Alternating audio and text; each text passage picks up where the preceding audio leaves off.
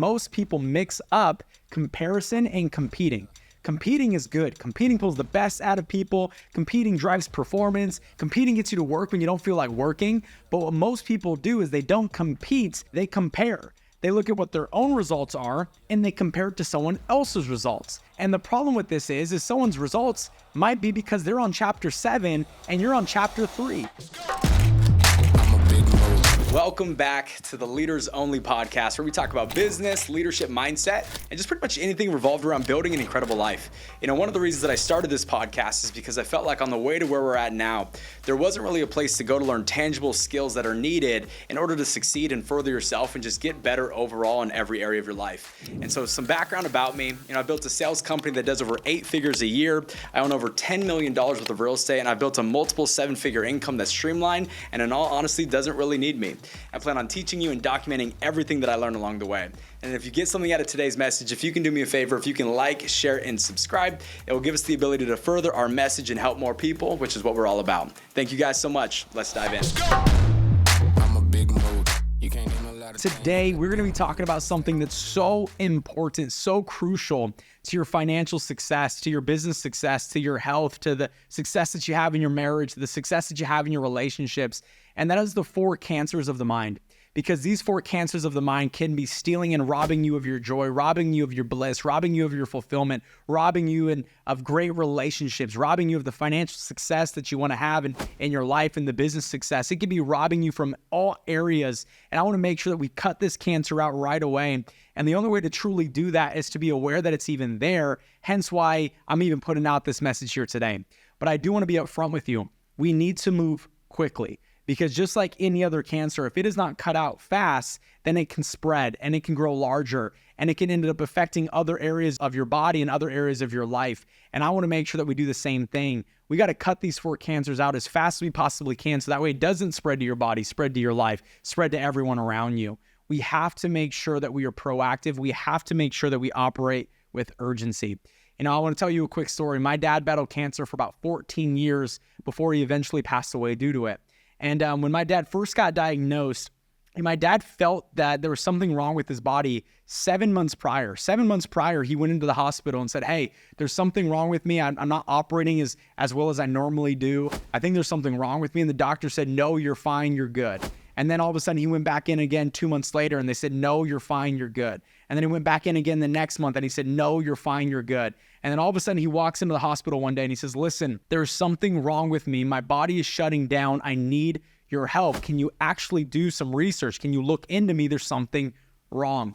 And they ended up finding testicular cancer and 3 tumors inside of his stomach the size of grapefruits. And they missed it. And they missed it for months and months and months to the point where it spread so fast, so quickly that it was unfixable and it was uncurable. They diagnosed it and they identified it too late. So what is my point here? I don't want you to identify and or diagnose these cancers in your mind when it's too late. I want you to be proactive and I want you to start working towards fixing them so that way they don't grow, they don't expand, they don't cost you your life. And that might not cost you your life from a health perspective and you no longer being here on this earth. It might cost you your life, meaning that you might live this life that's not blissful, that's not joyful, that isn't filled with happiness and financial abundance. It might cost you those things. It might cost you your marriage. It might cost you the relationship that you have with your children if we do not fix these 4 cancers. So I want us to take them seriously. I want us to be aggressive about fixing it, because if you got diagnosed with cancer today, how fast would you move to get it cut out? How fast would you move to get to the hospital? How fast would you move in order to get the supplements and or medication or whatever it might be to heal and or cure your body? You move as fast as you possibly can. And that's the level of urgency that we need to operate with right now when it comes to cutting these 4 things out. And then at the very end, what I'm going to do is I'm going to give you the antidote. I'm going to give you the cure to this cancer that might be running through your mind. So make sure that you guys stick around to the very end, because you might be aware of what the problems are. You might be aware of what the cancer is, but if you don't have the solution, if you don't have the antidote, it might continue to happen in your life, which is what we don't want, which is why we got to make sure that we see this video all the way through or listen to this all the way through. So let's dive in. What are these 4 cancers? So what is the first cancer of the mind? The first cancer of the mind is complaining. And in all honesty, I didn't think that complaining was that big of a deal. I thought it was more of you put out negative, you get back negative, and it's just the opposite of operating in a positive perspective. But it's far greater than that, and it's far more than that. It actually affects your thinking. It affects your mind. It kills brain cells. It affects your well-being. It affects not only you, but also those that are around you. And what's crazy is that most people don't even know that they're doing it. They have no idea. Check this out.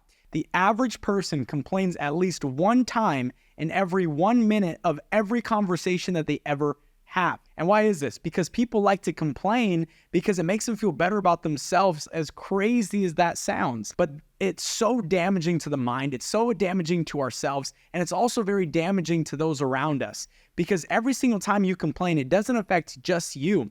It affects everyone that's in your proximity, because as human beings, we are naturally social. And as a social person, it is very common that our behavior will mimic and or copy the behavior and the mood of those around us. So if we are hanging around somebody that's negative and or that's always complaining, then naturally we will act a lot more like them. We will mimic their behavior. We will duplicate their behavior, because that is something that we unconsciously do as humans. And so you have to realize that every single time you complain, it doesn't just affect you, but it affects everyone else around you. And why is this so important? Why is this so crucial? Because like I said a second ago, complaining isn't just about being negative. It actually affects your brain, it affects your health, and it affects you far greater than you can ever imagine. And I found that out as I did my due diligence on this, and it blew my mind. So let me give you some statistics here. This is crazy. So this is from Dr. Travis Bradberry. Dr. Travis Bradberry is actually the award-winning co-author of the book Emotional Intelligence 2.0. And if you haven't had the opportunity to read that book, please go do so. It's a phenomenal book. I don't get paid from it. It's not a plug. It's just a great book, so go read it. But this is what Dr. Bradberry says. Complaining leads to brain damage. And it doesn't just stop there. When you complain, your body releases the stress hormone cortisol. Cortisol shifts you into fight or flight mode, directing oxygen, blood, and energy away from everything but the systems that are essential to immediate survival. So literally every single time you complain, it causes brain damage, number one. But number two, it increases cortisol levels, sending your body into fight or flight, which once again directs oxygen, blood, and energy away from everything but the systems that are essential to immediate survival. But this is where it gets even crazier.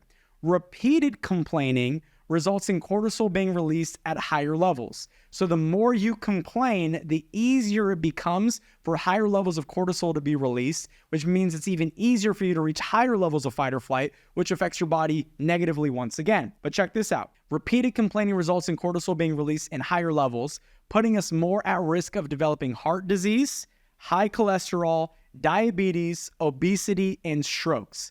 So it doesn't just affect your mind, it also affects your entire body. And it's not just Dr. Travis Bradberry that's saying something about complaining. It's also Stanford, okay? This is what Stanford University has thrown out there. Stanford University has shown that complaining shrinks the hippocampus, an area of the brain that is critical to problem solving and intelligent thought. So literally every single time you complain, you actually decrease your ability to solve problems and you decrease intelligent thoughts. And I'm not saying it, that's Stanford. And I don't know about you, but I want to be really good at problem solving, and I want to have a whole bunch of intelligent thoughts. So every single time you complain, you're affecting your thoughts and your ability to make intelligent ones, and you're affecting your ability to problem solve. All of these things are caused by you simply complaining and not even realize that you're doing it. And like I said earlier, most people complain at least one time in every 1 minute of every conversation. And so we have to become aware so we can stop doing it, because it's affecting not only our mental health, not only our physical health, but it's also affecting the health of those that are around us, which means that we need to be selfless and naturally get better at this. So the second cancer of the mind is actually criticism. And I'm not talking about constructive criticism, which is typically done with a good heart and with the intentions to uplift somebody and help them become better. I'm talking about criticism that typically comes from a negative place. I'm talking about the criticism that typically comes from somebody's insecurities. And so typically criticism that comes from someone's insecurities is negative. It puts people down. It doesn't make them feel better about themselves, and it doesn't help them grow. All it does is it makes them comfort their own insecurities and makes them feel better about themselves, which I'll discuss here in just a second. But before I give you the reason why most people criticize, I want to go over the definition with you really quick. Criticism is the expression of disapproval of someone or something based on perceived faults or mistakes. So for simplicity, basically what it means is to think and or say something negative about what something or someone else is doing. And this is such a problem, not just because of the fact that what you put out, you get back, but it's a problem because of where it's actually coming from.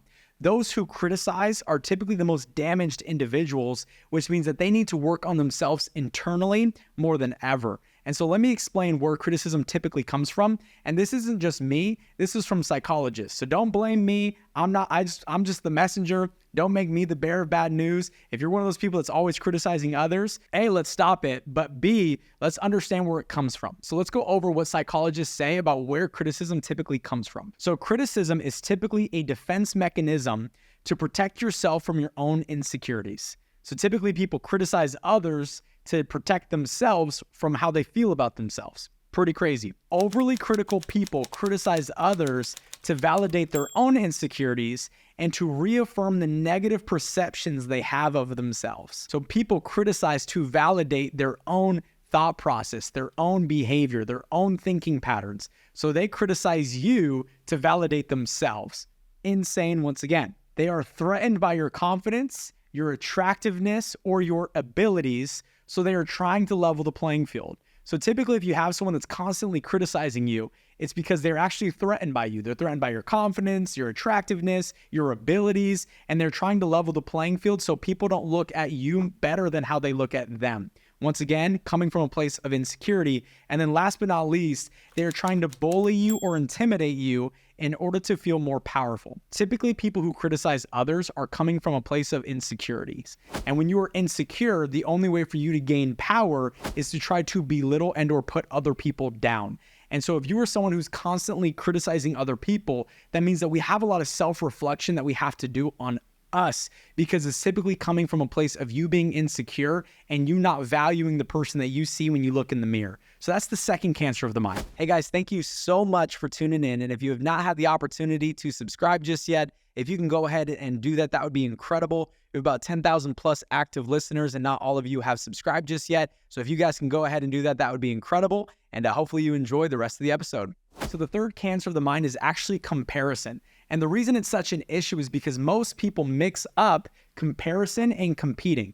Competing is good. Competing pulls the best out of people. Competing drives performance. Competing gets you to work when you don't feel like working. But what most people do is they don't compete, they compare. They look at what their own results are and they compare it to someone else's results. And the problem with this is someone's results might be because they're on chapter 7 and you're on chapter 3. They might have been in the industry for longer than you. They might have been practicing for longer than you. They might have experience that you might not even be aware of. And now all of a sudden you start to compare your own results to their results. That can become very discouraging. And so I want to go over a couple of reasons on why you don't want to compare. The first one being, like I just talked about, it's discouraging, right? And to discourage is to take someone's courage. Think about what the word dis means, right? Typically, dis is found in front of anything that requires taking something apart, such as dissemble. So when you discourage yourself, that means that you are taking apart your courage. And people who lack courage don't take action, and people who don't take action don't get results. So when you compare yourself to what other people are doing, you are discouraging yourself from having the courage needed in order to go execute and get the results that's going to put you in the same playing field as the person that's further ahead of you that you're trying to compare yourself with. And so we have to remove comparison out of the picture. The second reason that we need to stop comparing is because it can actually decrease performance. And let me explain what I mean. Let's say somebody that you were comparing yourself to got to 11 and all of a sudden you got to 13. I'm just using numbers as an example here. So let's say somebody you were comparing yourself to gets to 11 and you get to number 12. And because you're at 12 and you're comparing your 12 to their 11, you now think that you're ahead. You are now operating with higher levels of confidence. You're now starting to get a little bit complacent because you are ahead. Well, guess what? Because you got to 12 and you compared yourself to someone who's at 11, that 12 could keep you from getting to 17, 18, 19, and 20. So by you comparing yourself to others, it could actually limit your ability to achieve even higher levels of success because you are putting your numbers up against someone else's, which is actually decreasing your ability to perform at higher levels. This is why I always encourage people to operate with a 0-0 mentality. meaning just do all that you can do at any point in time. Stop looking at what you've done. Stop looking at your numbers and if they are beating your old numbers. Stop looking at your numbers and if they're beating someone else's, because you might be beating someone else's because you're working harder, you're more strategic, you have higher levels of effort, you have higher skill sets, but now all of a sudden you're competing with somebody and or comparing yourself to somebody that isn't even in the same ballpark as you, and it's making you feel better about yourself and it's making you become more comfortable. So we have to stop comparing for that reason. And last but not least, we need to stop comparing because it takes your mind off self-improvement.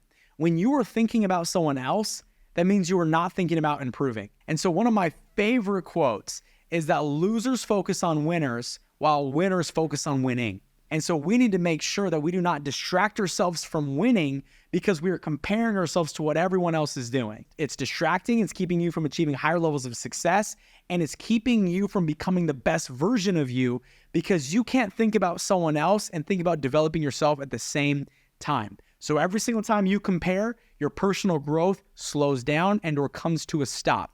And the person who's always coming to a stop and or always slowing down on their personal growth will delay the greatness that they achieve in their life. And last but not least, number 4, the fourth cancer of the mind is actually comfort. I know what you might be thinking. Doesn't everyone want comfort? And that's the problem, is that's what everyone is striving for. They're striving for comfort in their home, comfort in their financial situation. But let me ask you the question. When was the last time you were growing while you were comfortable? Think about that for a second. While you were laying in bed watching TV and you were comfortable, the bed was comfy, the pillows were comfy, the blankets were comfy, right? And you were just at ease, at peace, no concerns, no worries. In that moment, are you growing? And the answer to that question is no, which is why if you do that for too many days in a row, you get frustrated, you become depressed, you start to have anxiety because you feel like you should be doing more. So the last thing that we should be seeking is comfort, but naturally it's what we all seek out because it's a safety mechanism. And let me explain. Let's look up the definition of comfort really quick. It is a state of physical ease and freedom from pain or constraint. And as humans, what do we naturally avoid? What is our mind programmed to do? Our mind is programmed to avoid pain. And so to be comfortable is to avoid pain. But here's the problem. Do you grow when you're not in pain? And I'm not talking about putting yourself through physical pain like being stabbed or something like that. That's not what I mean. I'm talking about through the pain of life, through the pain of and or adversity that you face in the gym, from the pain of needing to figure something out and you can't figure it out just yet and it's causing you frustration, it's causing you annoyance, but then all of a sudden you figure it out.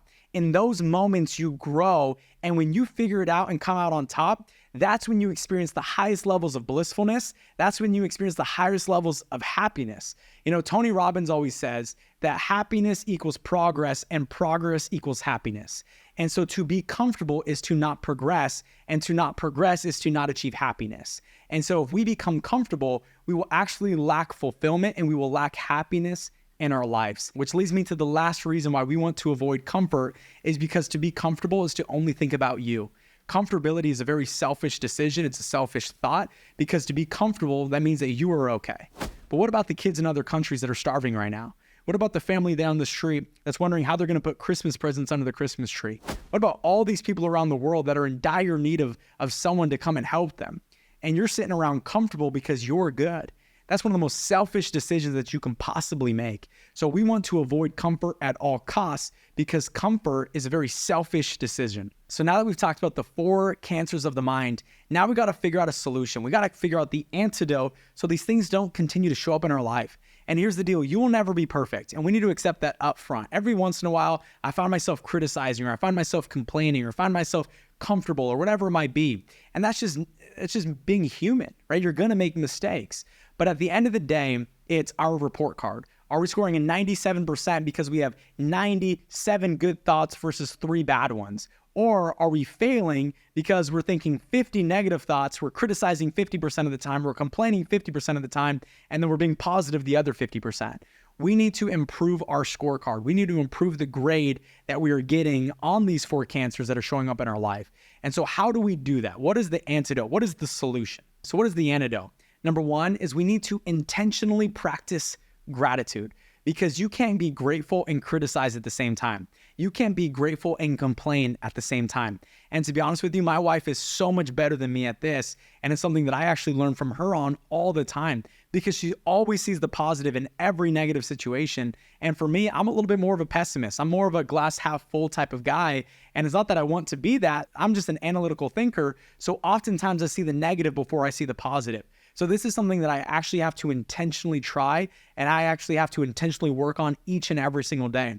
And so one thing that I do every single morning when I wake up, the first thing that I do is I thank God for all the blessings that have already taken place in my life, all the way down from the blessing of being able to feel things with my fingertips, the blessing of being able to hear, smell, see, all of those things I become grateful for. Because if you can learn to become grateful of the small stuff, it makes it a lot easier to become grateful of the bigger stuff. So number one is we have to intentionally practice gratitude. And I just want to challenge you to every single day, wake up, and every single night before you go to bed, list 10 things that you're grateful for and watch your mind and watch your energy start to shift throughout the entire day. And by the way, it is actually scientifically proven that those who practice gratitude experience 23% less cortisol, which is once again the stress hormone that your body takes on every single time you complain, you criticize, every single time you think something negative, right? Your body actually experiences 23% less cortisol just by being grateful. So we have to intentionally try. So the second antidote is we need to have bigger goals, bigger dreams, a bigger purpose, and just overall bigger aspirations for our life. Because when you're thinking about a big dream, all of a sudden the small problems, the small things to criticize, all of those things become irrelevant because you don't even have time to think about it. I don't even have time to complain because my goals are too big. My dreams are so big. And I'm not talking about that from a cheesy perspective. It's just the reality. The reason I don't complain often, the reason I don't criticize often, the reason I don't compare often is because I'm always thinking about my goals. I'm always thinking about that big dream, that big milestone. I'm always thinking about what's to come, and that keeps me in a positive state of mind. And when you're in a positive state of mind, it's a lot harder to enter a negative state of mind, which is where the 4 cancers of the mind come from. So we have to think bigger, we have to dream bigger, and we have to create bigger goals and aspirations for our life. And last but not least, the third antidote is we need to walk stronger in our faith and become stronger in our faith. Because those 4 cancers of the mind are the complete opposite of who we are called to be by our Creator. And so if we are comparing ourselves, then that means that we are not seeing ourselves in God's image. If we are comfortable, that means that we are only thinking about ourselves, and God calls us to be selfless. If we are criticizing others, that means that we are literally seeing the negative in other people, and God wants us to uplift and make people feel more valuable about themselves. And last but not least, if we are complaining, then that means that we are not being grateful, and God calls us to be grateful in all that we do. And so I just encourage you to become stronger in your faith, because if you become stronger in your faith, then guess what? And all of a sudden, those 4 cancers of the mind will start to exit. They'll start to leave us alone, and they will no longer show up as often as they used to. And so once again, the antidote is we need to become more grateful. We need to think bigger goals and have bigger dreams, and we need to become stronger in our faith, because we are not called to be people who are comfortable. We are not called to criticize. We are not called to complain. We're not called to compare. We're called to go be the best version of ourselves and use our God-given gifts to be a blessing in other people's lives. And so if you guys got something out of today's message, if you can do me a favor, if you can like, share, subscribe, leave me a review, all those things would really help us a ton. We obviously put out all this information for free. And so if you'd be willing to share, like, subscribe, the whole 9 yards, it would mean the absolute world to us. So hopefully you got something out of today, and I'm excited to see you guys on next week's episode of the Leaders Only Show. Talk to you guys later. Bye-bye.